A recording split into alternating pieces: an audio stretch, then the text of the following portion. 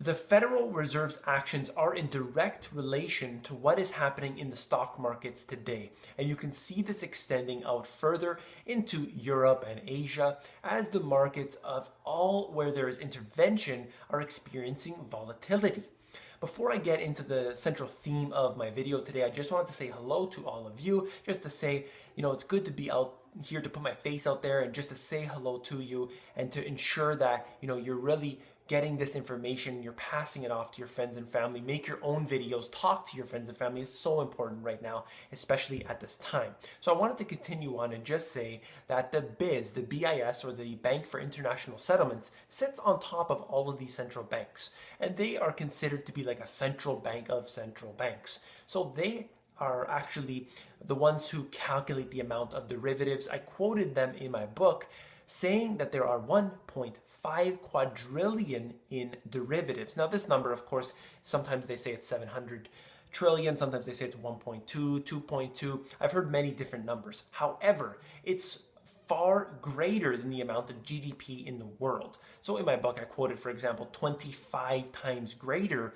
than the actual GDP of the world. But think about this for a moment, that the GDP numbers are all fictional anyway. So you're looking at least 25 times greater. So it's an amount that cannot be paid back. It is extreme levels of debt, and they will undoubtedly crash this whole system. They'll use those derivatives to hold us hostage, to bring in a new currency system. That's what they will do, undoubtedly. That's something I've been researching heavily. So now to go back to the central theme of the video, I would like to still continue on with looking at the volatility in the markets. And I am seeing that the Federal Reserve's actions are directly in proportion to what the stock market does. So you look at the Federal Reserve's balance sheet and you see how it is a direct relationship. As the Federal Reserve's balance sheet is increasing, you're also seeing the stock market increasing. If they decide to pull back on the QE that they're doing, it is undoubtedly going to bring a fall, a crash. They're pulling the crutch. What do you think is going to happen? The market can't be sustained like this.